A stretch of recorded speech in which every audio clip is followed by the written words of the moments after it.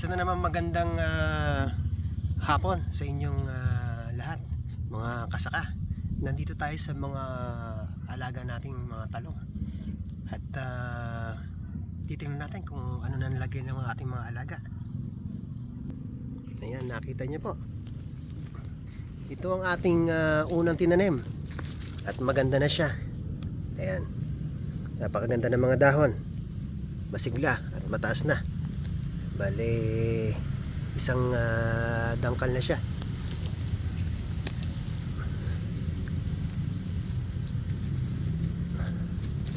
Ayan mga kasaka, buhay na ang ating mga talong.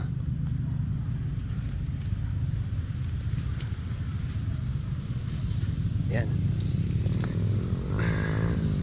maganda na yung ating mga alaga. At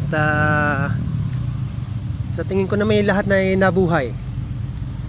At itong ating mga papaya, at mapapansin natin ay medyo nalanta. Itong pagtutuunan natin ng pansin, mga kasaka, naninilaw ang mga dahon. Sa aking pakiwari ay may fungus sa ilalim. Tingnan mo mga kasaka, wala namang mga hanep sa kanyang mga dahon, ngunit nalalanta. So itong bibigyan natin ng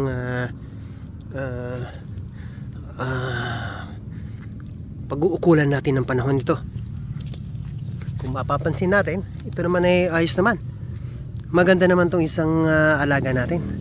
Maganda ang dahon niya. Ngunit napapansin ko na may mga gumagapang-gapang na maglanggam.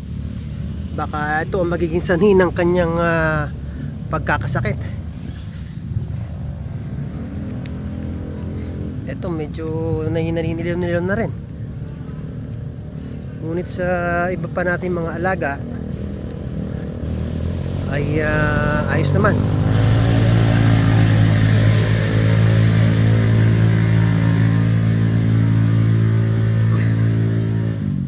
Ito, ganda.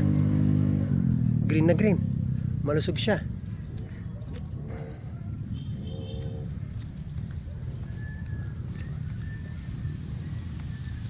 At ito naman ang mga ating mga sili na mga panigang. Maliit pa at kakatanim lang nito. Ilang araw pa lang ito naitanim.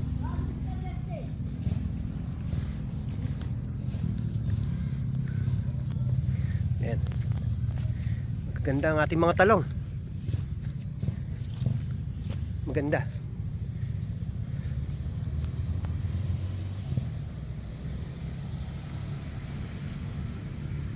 Ay mga kasaka,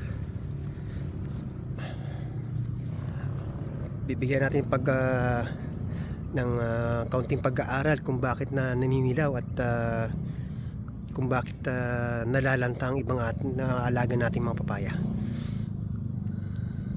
Dahil sa mga nagdaang araw ay araw-araw umuulan dito. Hindi natin alam kung baka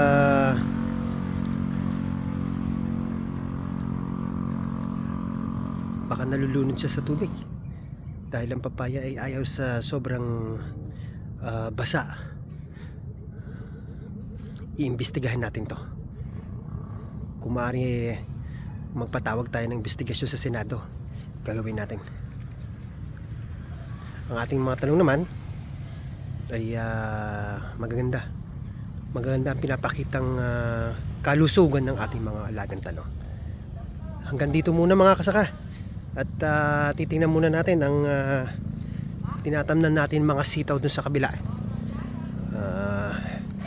Kakatapos lang ng ulan, kaya medyo mag-iikot-ikot muna tayo. Hanggang dito muna mga kasaka. At lagi kayo mag-iingat. Magandang hapon ulit.